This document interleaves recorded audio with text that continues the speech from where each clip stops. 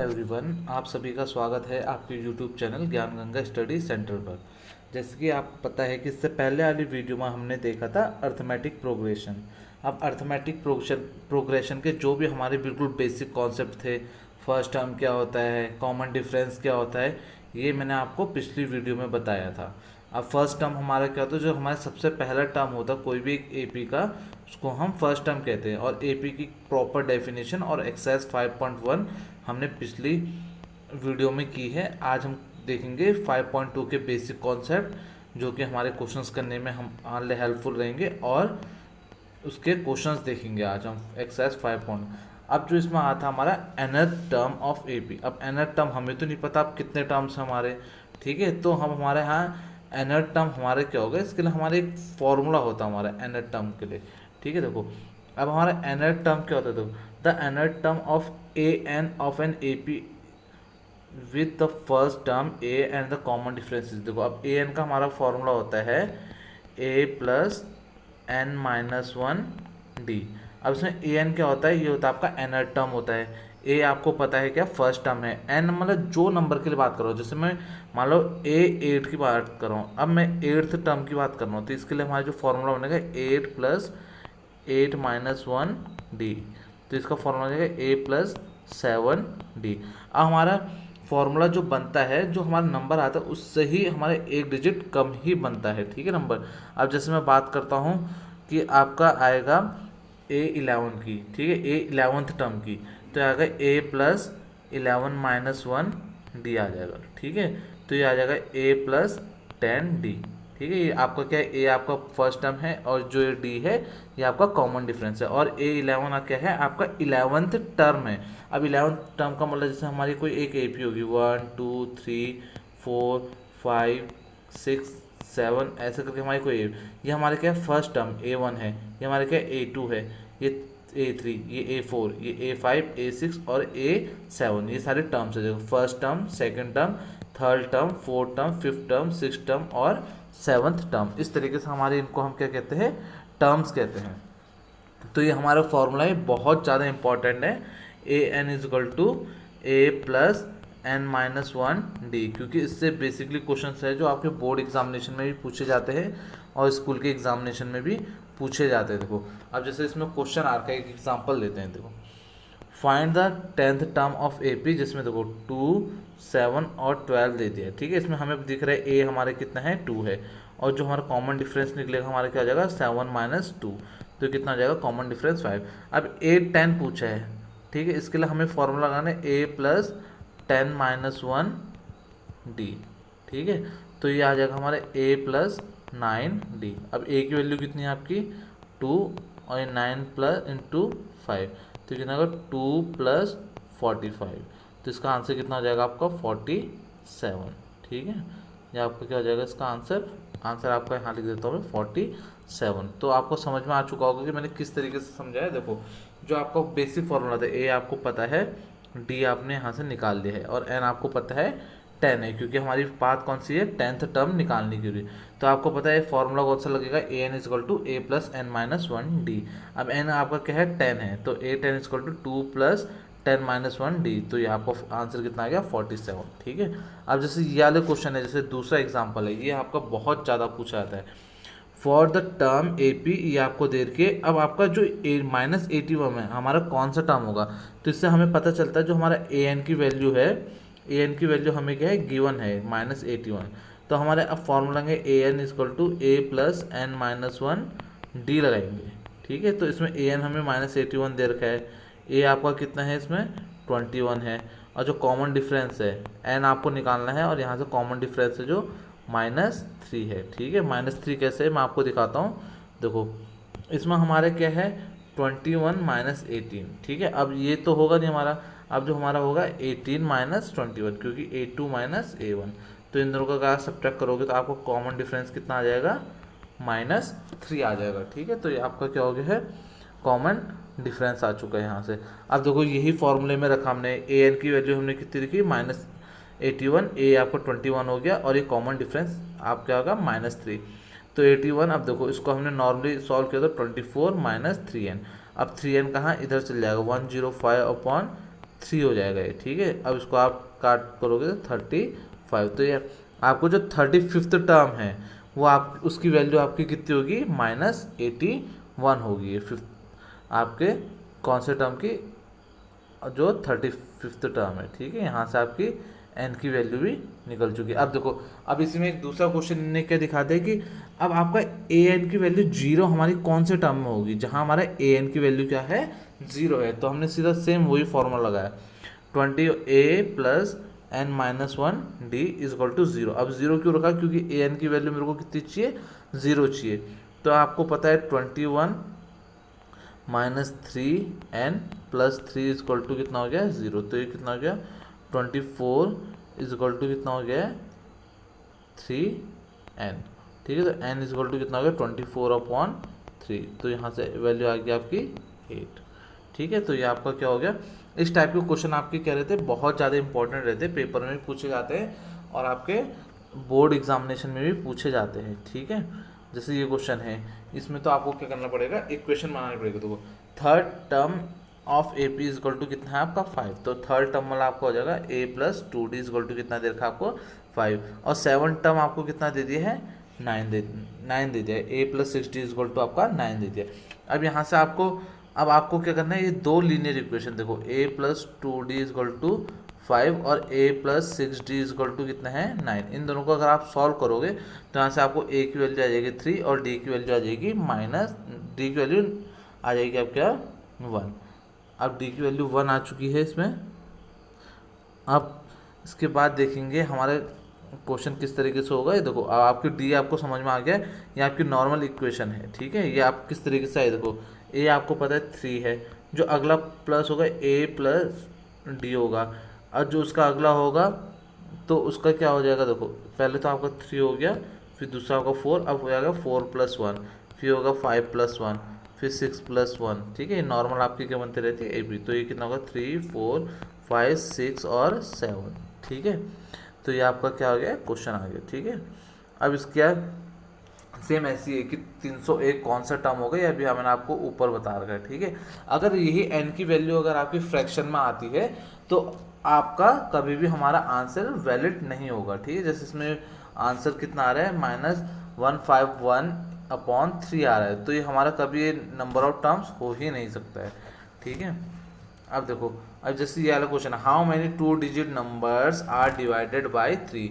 अब कितने में 2 डिजिट नंबर, अब देखो 3 के यहाँ से मल्टीपल्स देखने पड़ेंगे हमें, 12 15 18। अब यहाँ से हमें पता है ए आपका 12 हो गया, कॉमन डिफरेंस डी हो गया, और ए एन आपका लास्ट में कितना है 99, क्योंकि 2 डिजिट नंबर्स की बात की हमने, ठीक है।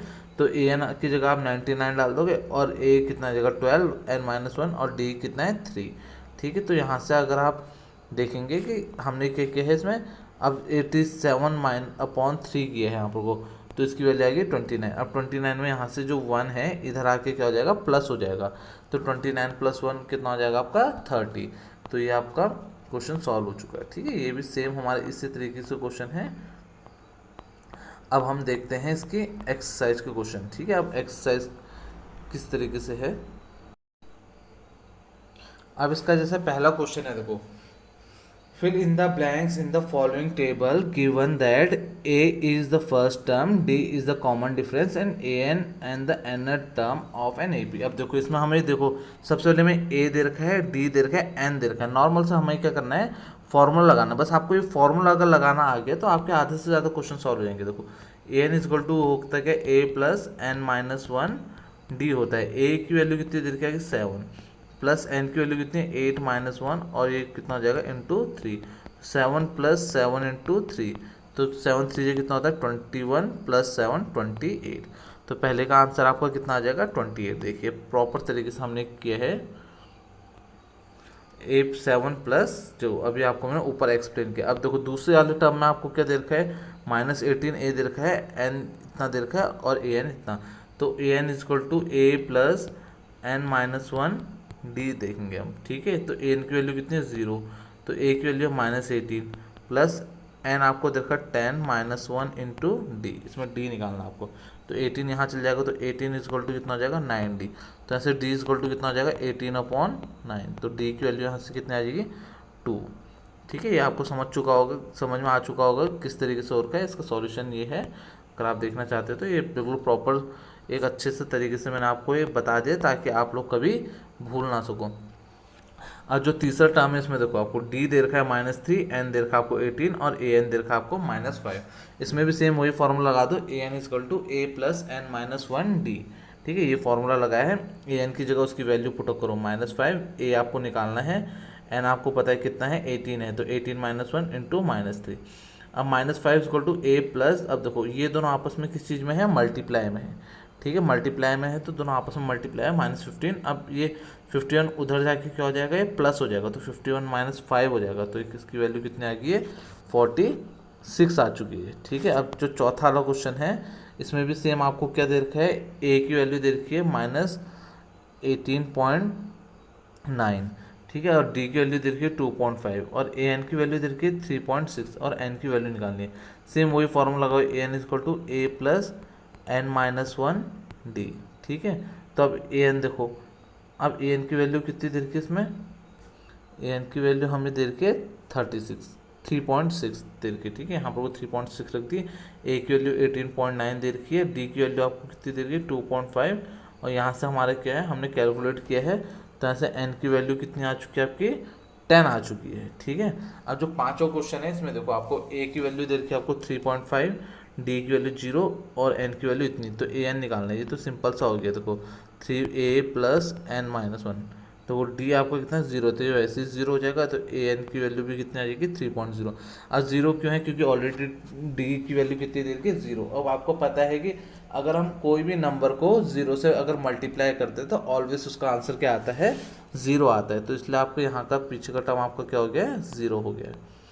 अब देखो ये वाला क्वेश्चन है, तो बिल्कुल सेम, अगर आपको बेसिक फॉर्मूला अगर आपको ऊपर का याद है तो आप ये क्वेश्चन भी आप आराम से कर लोगे, क्योंकि अब इसमें क्या पूछा है देखो, choose the correct choice of the following. अब A30 निकालना है आपको। ठीक है, A30 निकालना है, तो ए एन इजक्वल टू क्या हो जाएगा, ए 10 प्लस 7 ये आ जाएगा -3। ठीक है, 30 -1 इंटू -3, 10 -29 इंटू 3। ठीक है, अब इसको 29 इंटू 3 करके 10 से माइनस करेंगे तो हमारा आंसर कितना आ जाएगा, -77। देखो 10 - 87 हो जाएगा, 87 में से 10 माइनस करोगे तो आपको क्या आएगा, -77 आएगा, जो हमारा कौन सा ऑप्शन है, सी ऑप्शन है। ठीक है, इसके बाद हमारे सेम ऐसे हमें क्या करना है, 11th टर्म निकालना है। सबसे पहले हम इसका क्या निकालेंगे, कॉमन डिफरेंस निकालेंगे। कॉमन डिफरेंस का जो बेसिक फॉर्मूला होता है ये होता है A2 - A1 और ए आपको दे रखा -3। ठीक है, अब यहाँ से हम देखेंगे कि अब यहाँ से डी की वैल्यू कितनी फाइंड आउट होती है।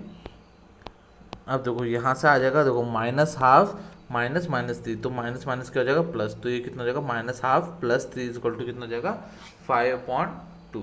अब यहाँ से ए एन की वैल्यू लगा दो अब सीधा। अब ए एन 11th में चाहिए आपको। ठीक है, -3 प्लस 11 - 1 इंटू 5/2। ठीक है, तो कितना होगा -3 प्लस 10 इंटू 5/2।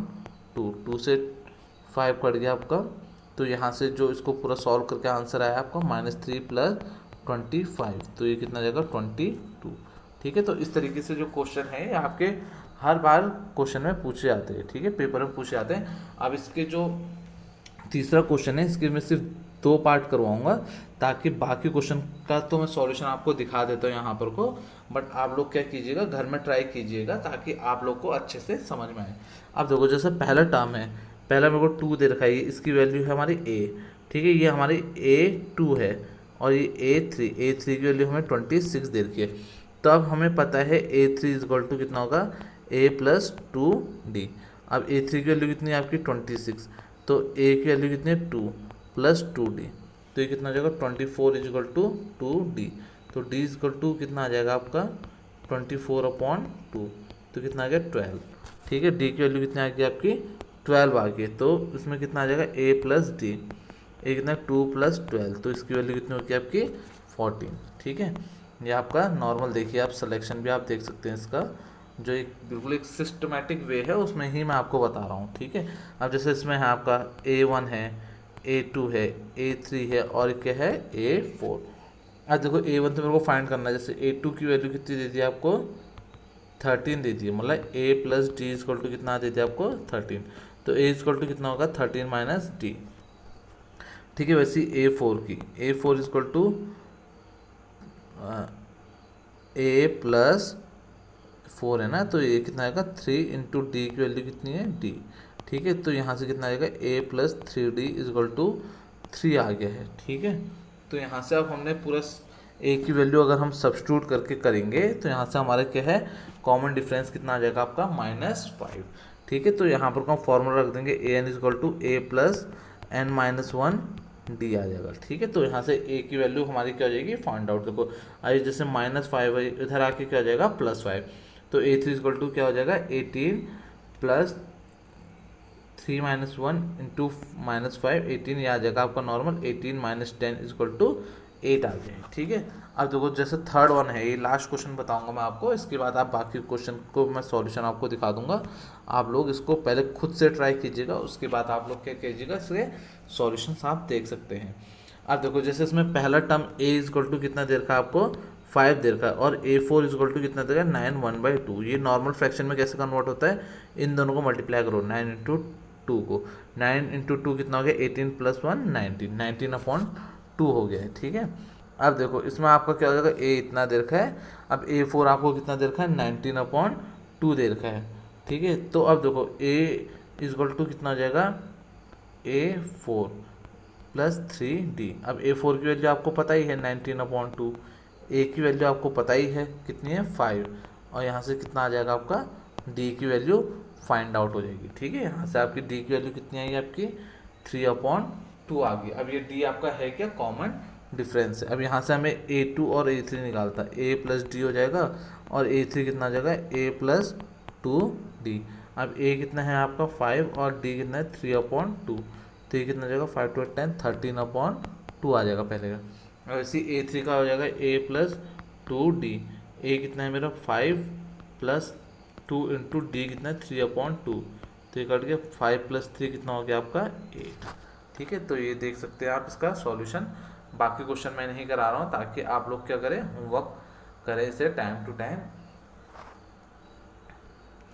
अब इसके बाद हम देखेंगे अगला क्वेश्चन, ये क्वेश्चन हमने कर दिया। अब देखो इसका जो चौथा क्वेश्चन है which term of A P, इसका देखो अब देखो जैसे मैंने एग्जांपल में बताया था, अब हमें ए एन की वैल्यू कितनी दे दी है 78 दे दी है। ठीक है, जो हमारा ए एन है ये हमें कितना दे दिया है 78। अब हमें एन की वैल्यू फाइंड आउट करनी है, तो आपको पता है ए एन इजक्वल टू क्या होता है A plus N minus 1 D होता है। ठीक है, तो यहाँ से हमारा ए कितना है, देखो आपका कितना है ए एन आपका 78 हो गया, ए आपका 3 हो गया है। ठीक है, अब कॉमन डिफरेंस देंगे 8 माइनस 3 इजक्वल टू कितना हो जाएगा 5। ठीक है, तो यहाँ पर को देखेंगे हमने 78 माइनस 3 किया तो 75 हो चुका है n-5। अब ये 5 को मैं क्या कर रहा हूँ 75 के नीचे भेजा तो कितना आ गया मेरा 15 डिवाइडेड में जाके, तो n-1 इजक्वल टू 15 है, तो n इजक्वल टू कितना हो जाएगा आपका 16 हो जाएगा। ठीक है, तो हमें पता चल गया जो 16 टर्म था हमारे ए पी का वो हमारे क्या था 78 था। अब इसमें है find the number of terms in each of the following. अब देखो नंबर ऑफ टर्म्स मतलब n की वैल्यू फाइंड आउट करनी है आपको इसमें। ठीक है, अब आपको इसमें a आपको पता है a पहले वाले में 7 है और d आपको पता है 13 माइनस 7, तो कितना हो गया आपका 6, और a n आपको पता है कितना है 205। ठीक है, तो आप इसमें सीधा फॉर्मूला लगाओगे a n इजक्वल टू क्या हो जाएगा a plus n minus 1 d। ठीक है, a n कितना है आपका 205 और a के लिए 7 प्लस n माइनस 1 डी कितना हो गया आपका 6 हो गया है। ठीक है, अब ये इसको उधर भेजेंगे तो आपका कितना जाएगा 198/6 इक्वल टू n माइनस 1। ठीक है, अब ये आ जाएगा 6 3 जा 18, 6 3 जा 18, तो n माइनस 1 इक्वल टू कितना हो गया 33, तो n इक्वल टू कितना हो गया 33 प्लस 1 34, तो ये 34th टर्म जो है जो इसकी वैल्यू 205 हो रही है। सेम इसी तरीके से हम अभी मैंने थोड़ी देर पहले आपको क्वेश्चन समझा रखा है सेकंड पार्ट भी। अब इसमें भी आपका क्या देखो -47 है ए एन और ए आपको पता है कितना है 18 है, और कॉमन डिफरेंस भी आपने निकाल लिया होगा। ठीक है, A2 माइनस A1 करके नॉर्मल है, इसका आपका कितना आ गया -5/2 2। तो A N is equal to -47 is equal to A plus N minus 1 D. D कितना आपका -5/2। अब इसको उधर भेजा, देखो 18 को उधर भेजेंगे तो क्या हो जाएगा -n, तो माइनस माइनस क्या हो जाएगा प्लस। तो ये कितना आएगा -65 इजक्वल टू n माइनस 1 5/2। ठीक है, यहाँ से अगर हम इसे सॉल्व करेंगे तो n माइनस 2 इजक्वल टू -130/5। अब 130 कैसे हुआ आपका ये, क्योंकि अब हमने क्या कर दिया है -65 इंटू 2/130 कर दिया है। ठीक है, तो इस तरीके से हो रखा है आपका यहाँ से। तो n माइनस 1 इजक्वल टू आपका कितना आ गया 26। तो n की वैल्यू कितनी आ गई आपकी 27। अब आपको पता चल चुका है n के जो 27th टर्म है ये आपका कितना है, n का 27 टर्म जो आपने निकाल रखा है, n का 27 टर्म है आपका -47।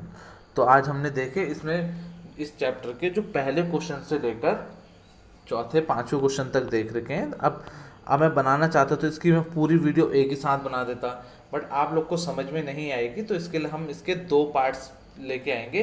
पहले पार्ट में हमारे 1 से लेकर 5 तक क्वेश्चन होंगे, उसके बाद जो अगली पार्ट होगी उसमें 11 12 तक क्वेश्चन होंगे, फिर उसके 3rd पार्ट में पूरी एक्सरसाइज कंप्लीट हो जाएगी। तो ये मैंने आपको आज की क्लासेस में बिल्कुल एपी का बेसिक कॉन्सेप्ट और एनएच टर्म के क्वेश्चंस करवाए हैं। अगर आपको मेरी वीडियो अगर अच्छी लगी होगी तो आप अपने दोस्तों के साथ इससे ज़्यादा से ज़्यादा शेयर कर सकते हैं और वीडियो को आप ज़्यादा से ज़्यादा सब्सक्राइब कर सकते हैं, ताकि मैं आप लोग के लिए और ज़्यादा इंटरेस्टिंग वीडियो लेके आ सकूं। तो वीडियो को देखने के लिए आपका बहुत बहुत धन्यवाद। Thanks for watching.